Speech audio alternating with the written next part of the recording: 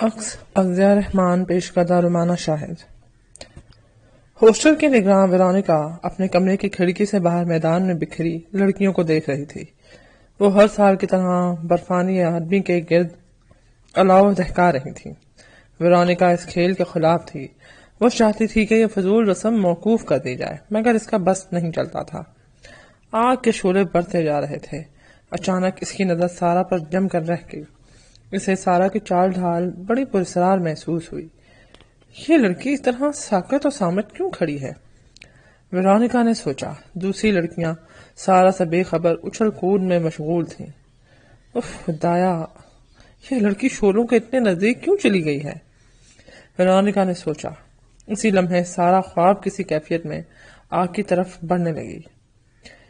اسے روکو، سارا کو پکڑو! وہ پوری قوت سے چلائی اور کھڑکی سے ہٹ کر تیزی سے باہر نکل کر برفانی آدمی کی طرف بھاگی، لیکن اسے دیر ہو چکی تھی۔ روبی اور جان اطلاع ملتا ہی وہاں پہنچ گئے۔ سارا کو اسپتال پہنچا دیا گیا تھا۔ ڈاکٹر جان، سارا کو زیادہ نقصان نہیں پہنچا ہے، ویرونیکا نے ہاتھ ملتے ہوئے کہا۔ اس اسکول کی تاریخ میں یہ پہلا واقعہ ہے اور میں خود اس کی عینی شاہد ہوں۔ یہ ایک اتفاقی حادثہ ہے۔ نہ جانے کیوں سارا خود ہی شعلوں کے اندر چلی گئی تھی۔ اسے کتنا نقصان پہنچا ہے؟ بہت معمولی، بس ہاتھ پاؤں معمولی سے جھلسے ہیں، ویرونیکا نے بتایا۔ وہ اسپتال آئے تو سارا اپنے حواس میں تھی۔ میری سمجھ میں نہیں آتا کہ یہ کیسے ہوا، سارا نے معصومیت سے پوچھا۔ بیٹی، یہ محض ایک اتفاقی حادثہ ہے، جان نے اس کا ہاتھ سہلاتے ہوئے جواب دیا۔ نہیں ڈیڈی، یہ حادثہ نہیں تھا۔ لوگ کہہ رہے ہیں کہ میں خود ہی آگ کی طرف بڑھ رہی تھی، جبکہ مجھے ایسی کوئی بات یاد نہیں، سارا نے کہا۔ لوگ بکواس کرتے ہیں، بھلا کوئی خود آگ میں کیوں جھلسے گا؟ جان نے کہا۔ پھر مجھے کیا ہوا تھا بتائیے نا ڈیڈی، آخر یہ سب کیسے اور کیوں پیش آیا؟ سارا نے ضدی لہجے میں پوچھا۔ جان اسے بہلانے میں مصروف تھا، مگر روبی سوچ رہی تھی کہ جان آخر کب تک حقیقت سے منہ چھپاتا رہے گا۔ اس کے ذہن میں ایلیٹ ہوور کی باتیں گونجنے لگی۔ کسی اندیکھے خطرے کا احساس سے لرزائے ہوئے تھا۔ وہ رات 10 بجے تک اسپتال میں رہے۔ انہوں نے سارا کے لیے ایک پرائیویٹ نرس کا انتظام کیا اور نیو یارک واپس آ گئے۔ جان بستر پر ہی لیٹتے ہی سو گیا، لیکن روبی کی آنکھوں سے نیند کوسوں دور رہی۔ پھر نہ جانے کیوں اس نے ایلیٹ کی ڈائری اٹھائی اور اس کی ورق گردانی کرنے لگی۔ میں ان دنوں ہندوستان کے شہر میسور میں ہوں، روبی نے ایک صفحہ پڑھنا شروع کیا۔ یہ ایک اچھا شہر ہے۔ کبھی کبھی مجھے ایسا لگتا ہے جیسے میں کسی مانوس جگہ آ گیا ہوں۔ شہر کی طرح کرب و جوار کی کچی آبادیاں بھی اپنے اچھے ماحول کی وجہ سے مجھے بہت پسند ہیں۔ میں نے پچھلے دنوں کی طرح اپنا پیشتر وقت ایک جگہ سے دوسری جگہ جانے اور لوگوں سے ملنے میں صرف کیا ہے۔ مجھے یہاں صحیح معنوں میں سکون ملا ہے، ایسا سکون جس نے مجھے ایک نئے جہان سے متعارف کیا ہے۔ اب وہ ڈائری کے آخری صفحے پر نظر ڈال رہی تھی۔ یہاں آ کر مجھے محبت اور دوستی کا احساس ملا ہے۔ یہاں میں نے بہت کچھ سیکھا ہے۔ یہ جگہ میرے لیے ناقابل فراموش ہے۔ جس میں روشنی کی تلاش میں نکلا تھا، وہ مجھے مل گئی ہے اور میں ایک نئے اعتماد، ایک نئے عہد اور ایک نئے خیال کے ساتھ اپنے وطن لوٹ رہا ہوں۔ اب مجھے اپنی بیٹی کی تلاش ہے، جس کی بے چین روح میری منتظر رہتی ہے۔ اسے سکون کی ضرورت ہے۔ میں ہر قیمت پر اسے سکون اور محبت دوں گا۔ مجھے یقین ہے میں اپنے اس مقصد میں کامیاب رہوں گا۔ روبی نے ڈائری بند کر کے اپنی گود میں رکھ لی۔ گزرے ہوئے دن اسے اچھی طرح یاد تھے۔ ایلیٹ ہوور ان سے دوستی کرنے کے لیے آیا تھا۔ وہ اپنی بیٹی کی محبت میں دیوانہ تھا، لیکن کسی نے اس کے ساتھ تعاون نہیں کیا۔ پھر حالات نے اسے قیدی بنا دیا۔ ایلیٹ نے انہیں حقیقت سے آگاہ کیا تھا، لیکن وہ اسے ایلیٹ کے دماغ کا خلل سمجھتے رہے۔ روبی کو سارا کی سلامتی عزیز تھی۔ وہ اس کی خاطر کوئی بھی قدم اٹھانے کے لیے تیار تھی۔ میک کی تمام تر امیدیں بوڑھے پروفیسر جیمز کی صحت یابی سے وابستہ تھیں، لیکن پروفیسر جیمز موت کا مقابلہ نہ کر سکے۔ جیمز کی موت نے میک کو بہت متاثر کیا۔ اول تو اس کے موکل ہی نے عجیب انداز اختیار کر رکھا تھا، پھر قسمت بھی اس کا ساتھ دے رہی تھی۔ میک نے بہتر یہی سمجھا کہ وہ خود کو حالات کے دھارے پر چھوڑ دے۔ اگلی سماعت پر اس نے رسم پوری کرنے کے لیے روبی کو کٹہرے میں بلایا۔ روبی نہایت اعتماد سے اس کے سوالوں کا جواب دے رہی تھی۔ وہ اس وقت بہت مختلف اور پرعزم نظر آ رہی تھی۔ روبی کا بیان وہاں موجود لوگوں کے لیے غیر متوقع اور حیرت انگیز تھا۔ اس نے بڑی بے باکی سے اعتراف کیا کہ ایلیٹ ہوور ایک معزز اور شریف آدمی ہے۔ وہ اس کی بیٹی کے لیے مسیحا ثابت ہوا ہے۔ اس نے ایلیٹ کے اس دعوے سے اتفاق کیا کہ سارا کے روپ میں آڈرے روزی نے دوسرا جنم لیا ہے۔ اسکاٹ نے اس دوران بار بار دخل دیا۔ وہ عدالت کو یہ باور کروانے کی کوشش کرتا رہا کہ پے در پے تکلیف دہ واقعات نے روبی کو ذہنی طور پر منتشر کر دیا ہے۔ اس کے حواس بحال نہیں ہیں، اس لیے اس کا بیان بعد میں قلم بند دیا جائے۔ روبی کے بیان کے بعد اسکاٹ کی درخواست پر مقدمے کی سماعت اگلے روز کے لیے ملتوی کر دی گئی۔ اس بیان نے روبی اور جان کے درمیان ایک خلیج حائل کر دی تھی، لیکن اب روبی خوش اور مطمئن تھی۔ اسکاٹ ایک بار پھر مشکل میں گھر گیا تھا، لیکن وہ آسانی سے ہار ماننے والوں سے نہیں تھا۔ وہ مقدمہ جیتنے کے لیے تمام ممکنہ طریقوں پر غور کرتا رہا۔ پھر اس کے ذہن میں ایک انوکھا خیال آیا۔ اس نے چند لمحے اس پر غور کیا اور مسکرانے لگا۔ صبح عدالت میں ڈاکٹر گریگری موجود تھا۔ اسکاٹ نے عدالت سے درخواست کی کہ وہ معزز گواہ ڈاکٹر گریگوری سے سوالات کرنا چاہتا ہے۔ عدالت نے اسے اجازت دے دی۔ گریگری کو کٹہرے میں بلایا گیا۔ ڈاکٹر گریگری، اسکاٹ نے اس کی طرف دیکھتے ہوئے کہا، میری معلومات کے مطابق ہپنوٹزم جدید طریقہ علاج کا ایک حصہ ہے۔ کیا آپ بھی اسے استعمال کرتے ہیں؟ ہاں، میری بہت سے لوگوں کو تھراپی کے لیے اس کی مدد لیتا ہوں، گریگری نے جواب دیا۔ کیا یہ ممکن ہے کہ اس کے ذریعے کسی شخص کو عمر کے کسی گزرے ہوئے حصے میں پہنچا کر اس وقت کی یادیں معلوم کی جا سکیں؟ ہاں، یہ ممکن ہے، گریگری نے جواب دیا۔ کیا آپ اس کی وضاحت کریں گے؟ اس عمل میں معمول کو ترغیب دی جاتی ہے کہ وہ اپنے ماضی کے کسی خاص دور میں پہنچ جائے۔ اس عمل کی ممکنہ حد کہاں تک ہے؟ کتابوں کے مطابق اس کی کوئی حد نہیں ہے۔ ایک ماہر اپنے معمول کو شیر خواری کے حد تک لے جا سکتا ہے، لیکن چونکہ اس عمر میں بچہ گویائی کی صلاحیت نہیں رکھتا، اس لیے اس کے احساسات کا اظہار بیانیہ پیرائی میں ممکن نہیں۔ گویا معمول کو اس کی پیدائش کے وقت تک لوٹانا ممکن ہے۔ ہاں، گریگری نے اعتراف کیا۔ کیا معمول کو اس سے پہلے کے کسی زمانے میں لوٹایا جا سکتا ہے؟ جواب دینے سے پہلے گریگری نے چند لمحے سوچنے میں صرف کیے۔ میں اس سلسلے میں کوئی رائے دینے سے قاصر ہوں، لیکن اس نظریے کے مطابق اس امکان کو نظر انداز نہیں کیا جا سکتا۔ اس کا مطلب یہ ہوا کہ ایک ماہر ہپنوٹسٹ ایسا کر سکتا ہے۔ ہاں، میرے علم میں ایسے ماہر ہیں جنہوں نے ایسا کرنے کی کوشش کی تھی، لیکن انہیں بڑے عجیب تجربات ہوئے۔ ان کے معمول نے موجودہ شخصیت سے مختلف شخصیت ہونے کا مظاہرہ کیا۔ ایک آدھ کیس ایسا بھی ہے جس میں معمول نے ایسی زبان استعمال کی ہے جس سے وہ بالکل واقف نہیں تھے۔ گریگری نے کہا، مسٹر گریگری۔ اسکاٹ نے یکایک ڈرامائی انداز اختیار کر لیا۔ کیا آپ جیوری کے سامنے اس نوعیت کا اختلاف تجربہ کر سکتے ہیں؟ گریگری چپ رہا۔ آپ کہہ چکے ہیں کہ یہ عمل ممکن ہے، تو کیا آپ اس کا عملی مظاہرہ کریں گے؟ اسکاٹ نے بلند لہجے میں پوچھا۔ میں نے ابھی تک ایسا نہیں کیا ہے۔ تو پھر اب یہ تجربہ کر لیں۔ دونوں، کیا خیال ہے؟ اگر عدالت کو کوئی اعتراض نہیں ہے تو۔ یور آنر، مجھے اس پر اعتراض ہے، محکمہ نے دخل دیا۔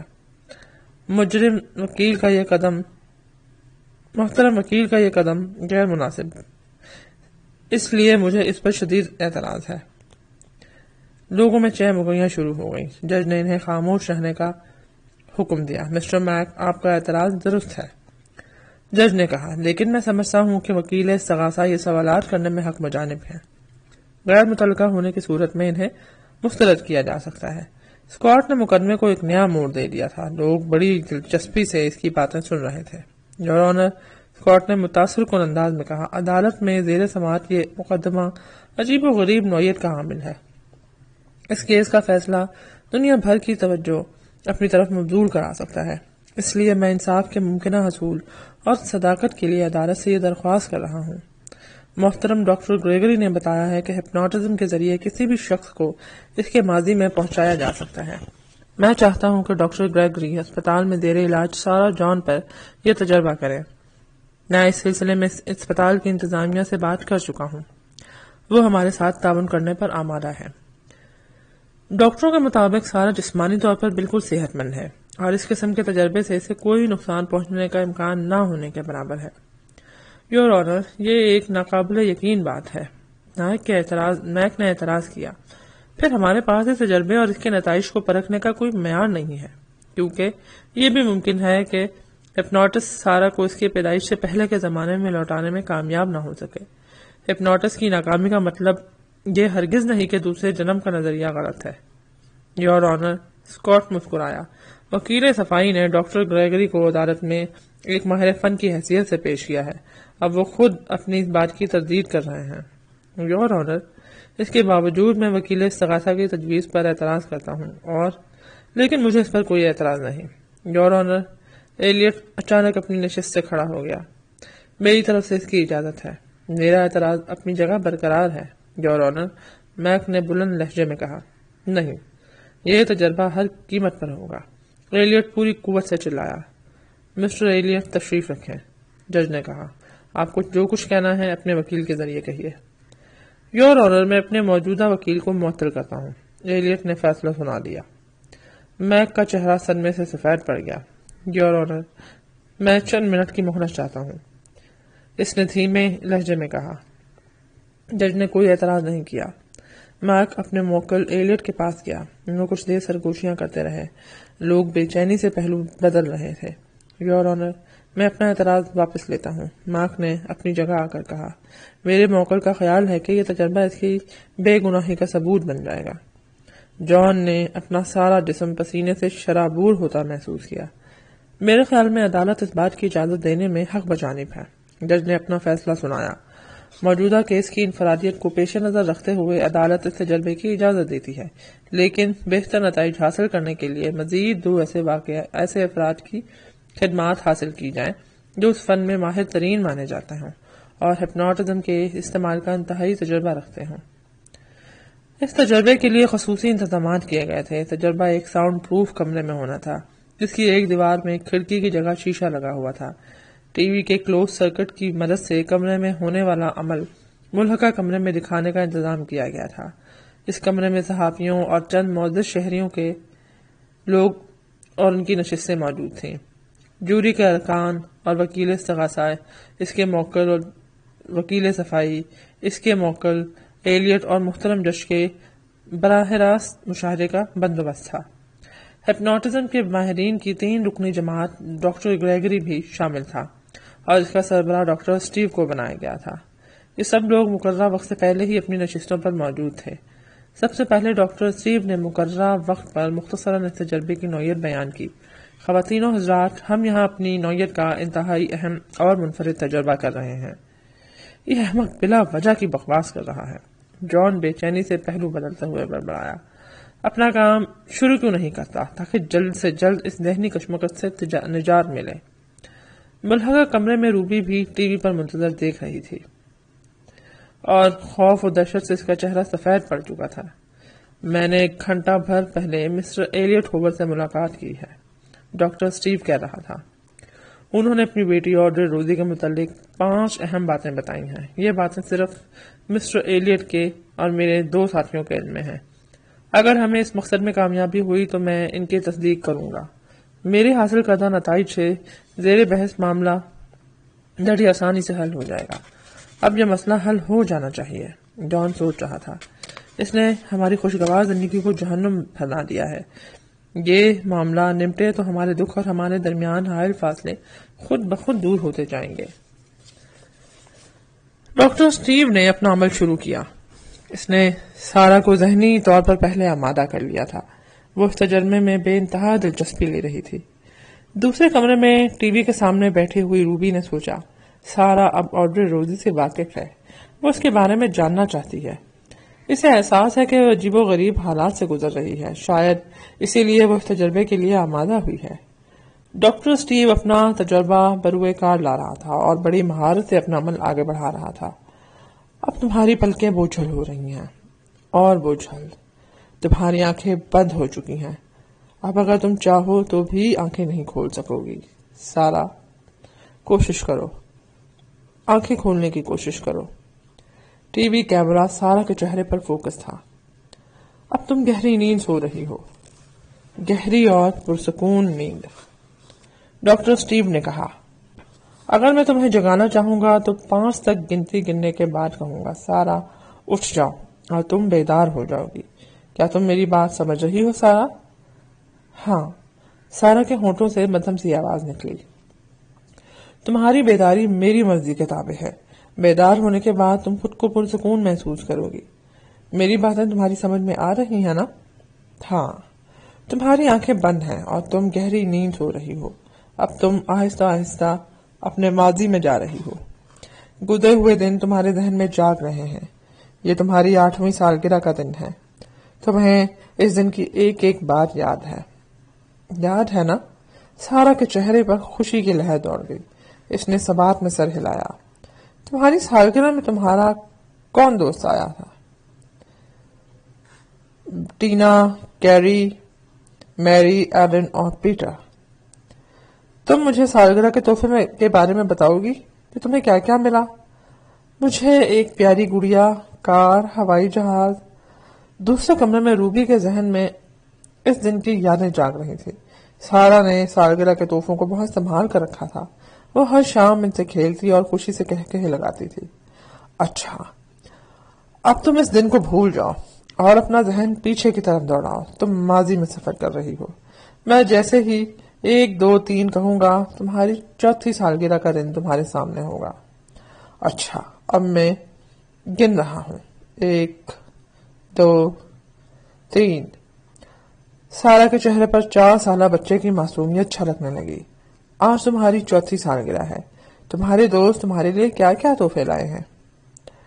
ڈاکٹر اسٹیو نے سوال کیا۔ سارا نے کوئی جواب نہیں دیا۔ اس کے چہرے سے غصہ چھلک رہا تھا۔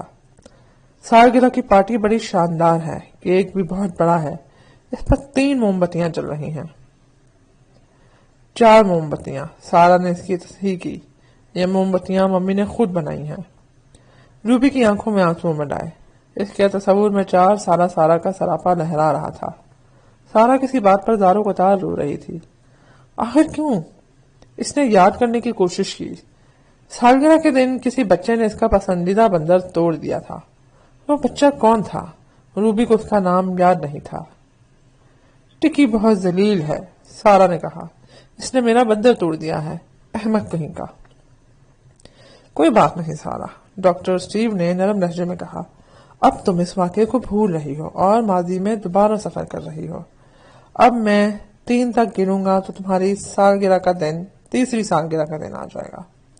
1 2 3۔ سارا کے تاثرات بدل گئے۔ اب وہ 3 سالہ سارا بن گئی تھی اور کسی بات پر کہے لگا رہی تھی۔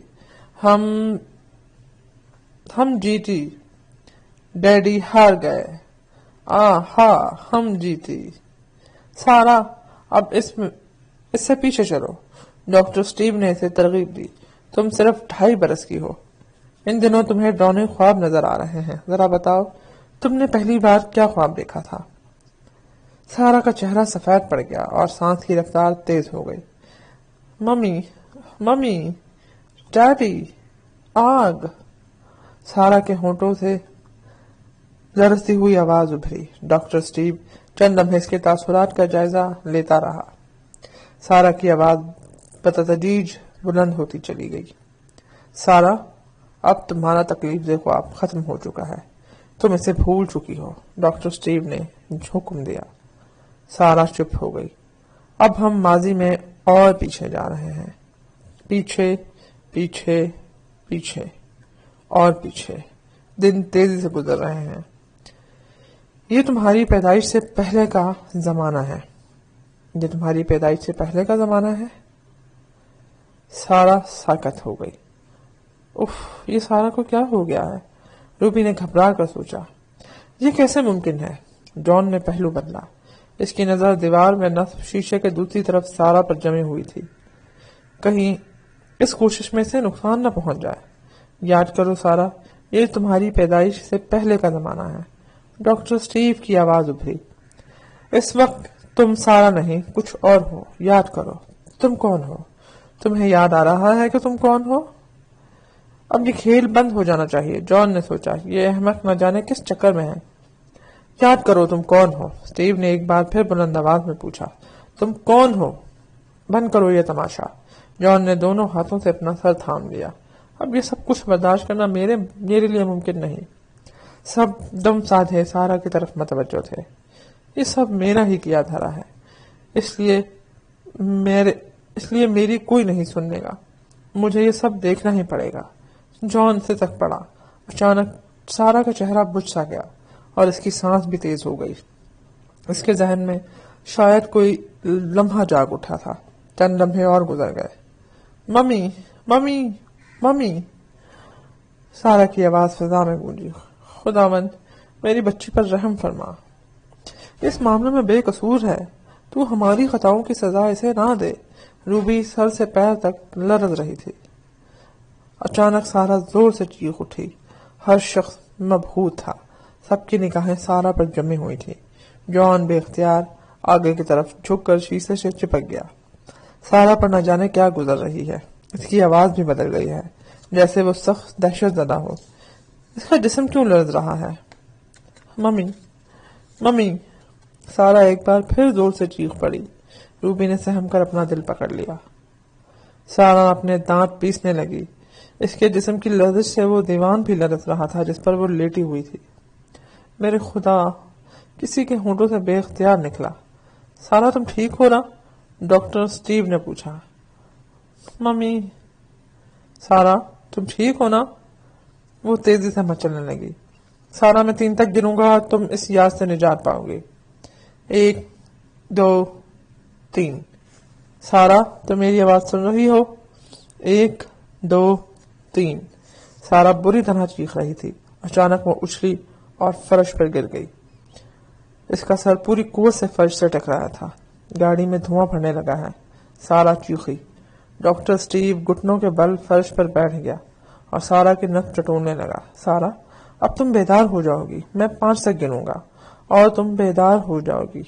اٹھنے کے بعد تم خود کو پرسکون محسوس کرو گے۔ اب میں گن رہا ہوں۔ 1 2 3 4 5۔ سارا آنکھیں بند کیے پڑی رہی۔ اس کی سانس بہت تیزی سے چل رہی تھی۔ سارا تم میرا حکم مانو، میں 5 تک گنوں گا اور تم بیدار ہو جاؤ گی۔ ڈاکٹر سٹیو کی آواز لرزنے لگی۔ یہ سارا نہیں ہے۔ دوسرے کمرے میں ٹی وی کے سامنے بیٹھا ایلیٹ چیخ پڑا۔ 1 2 3 4 5۔ خداوند اسے اس عذاب سے نجات دے دے۔ روبی سے تک پڑی۔ سارا اٹھ کر بیٹھ گئی۔ اس کی آنکھیں پوری طرح کھل گئی تھیں۔ ایسا لگتا تھا وہ کسی چیز سے دہشت زدہ ہو کر آگ ہماری گاڑی کو اپنے لپیٹ میں لیے ہوئے ہے۔ اس کی دہشت زدہ آواز لرز رہی تھی۔ سارا تم اٹھ چکی ہو، بیدار ہو چکی ہو۔ ڈاکٹر سٹیو نے کہا۔ سارا تمہارے حواس بحال ہو رہے ہیں۔ یہ سارا نہیں ہے، ایلیٹ پوری قوت سے چیخا اور اٹھ کر دروازے کی طرف بڑھا۔ مسلح محافظ اس کے پیچھے دوڑے۔ سارا اپنے قدموں پر کھڑی ہو چکی تھی۔ اس نے دہشت زدہ انداز میں ادھر ادھر دیکھا اور پھر تیزی سے دیوار میں نصب شیشے کی طرف بڑھی۔ شیشے میں اس کا عکس نظر آ رہا تھا۔ دوسری طرف موجود افراد غیر ارادی طور پر کھڑے ہو گئے۔ دوسرے کمرے میں ٹی وی پر کچھ نظر نہیں آ رہا تھا کیونکہ سارا اب کیمرے کی زد سے باہر آ گئی تھی۔ سارا ابھی بھی دیوانوں کی طرح دیوانہ وار چیخ رہی تھی۔ 1 2 3۔ ڈاکٹر سٹیو نے بے بسی سے ہاتھ ملتے ہوئے کہا۔ روبی نے طویل سانس لی۔ ٹی وی اسکرین پر کسی کی پشت نظر آ رہی تھی۔ وہ اپنے کمرے سے نکل کر اس کمرے کی طرف بڑھی جہاں جوری کے ارکان، جج جان ایلیٹ اور دونوں وکیل شیشے کے دوسری طرف کھڑے ہوئے اندر کا منظر دیکھ رہے تھے۔ سارا نے کمرے میں دوڑنا شروع کر دیا اور اس کے ہاتھ فضا میں پھٹک رہے تھے۔ آگ، آگ، وہ زور سے چیخ رہی تھی۔ 4 5۔ سارا اٹھ جاؤ، سارا۔ दरवाजा खोलो, डैडी दरवाजा खोलो, गाड़ी चल रही है। सारा शीशे पर हाथ मार रही थी। सारा तुम मेरा हुक्म मानोगी, सारा। डॉक्टर स्टीव अपने होठों पर जबान फेरने लगा। ऑड्रे रोजी साउंड प्रूफ कमरे के बाहर शीशे के दूसरी तरफ मौजूद एलियट चिल्लाया, ऑड्रे रोजी, सारा उठ जाओ, बेदार हो जाओ। डॉक्टर स्टीव ने एक और कोशिश की। डैडी, डैडी, मैं यहाँ हूँ रोजी, एलियट पूरी कुव्वत से चिल्लाया। डैडी, गाड़ी जल रही है, बचाइए। डॉक्टर स्टीव को अपनी नाकामी का यकीन हो गया था। योर ऑनर, मैं इसे ख्वाब बाबत दबा देना चाहता हूँ। सारा चीखते चीखते खांसने लगी, जैसे धुआं इसके मुंह में भर रहा हो। वो दोनों हाथों से अपना हलक मसलने लगी और घुटनों के बल फर्श पे गिर गई। उफ खुदाया, ये मर रही है। जूरी मेंबर मिसेस कार्बन चीखी, कोई इसकी मदद करे, ये मर रही है। Daddy, daddy. मिस्टर एलियट, तुम ही कुछ करो, तुम इसके बाप हो, इसकी मदद करो। मिसेस कार्बन ने एलियट को झंझोड़ा। एलियट का बदन शिद्दत जज्बात से कांप रहा था। वो चंद लम्हे इस तरफ देखता रहा और फिर इसने जुनूनी अंदाज में शीशे पर जरब लगाई। शीशा टूट कर नीचे गिरा और इसका हाथ लहूलुहान हो गया। रूबी लोगों के हजूम में आगे बढ़ी। लोग दबी दबी आवाजों में सरगोशियां कर रहे थे। दरवाजे के नजदीक जूरी के अरकान, जज, वकील और अदालत के एहलकार मौजूद थे। रूबी लरसती हुई कमरे में दाखिल हुई। अंदर डॉक्टरों के साथ जॉन भी मौजूद था। वो हारे हुए खिलाड़ी की तरह दीवार का सहारा लिए खड़ा था। मिसेस जॉन, मुझे अफसोस है कि हम इसमें नाकाम रहे। ये सब देखते ही देखते हो गया और हम कुछ न कर सके। डॉक्टर स्टीव ने गमनाक लहजे में इतला दी। रूबी को एक लम्हे अपनी समात पर यकीन न आया। इसका दम घुटने लगा। किसी ने इसका हाथ अपनी मजबूत गिरफ्त में लिया और इसे आगे ले गया। सारा एलियट की गोद में थी। इसका जिस्म बेहिस्सो हरकत था, लेकिन आंखें अब भी खुली हुई थीं। ऐसा लग रहा था जैसे अभी वो कुछ बोल उठेगी। मिस्टर जॉन, आपकी और मेरी बेटी को आखिर सुकून मिल ही गया, एलियट ने भर्राई हुई आवाज में कहा। रूबी चंद लम्हे सख्ते के आलम में खड़ी रही और फिर घुटनों के बल बैठकर दीवाना वार सारा की पेशानी चूमने लगी। सारा का चेहरा इसके आंसुओं से तर हो गया।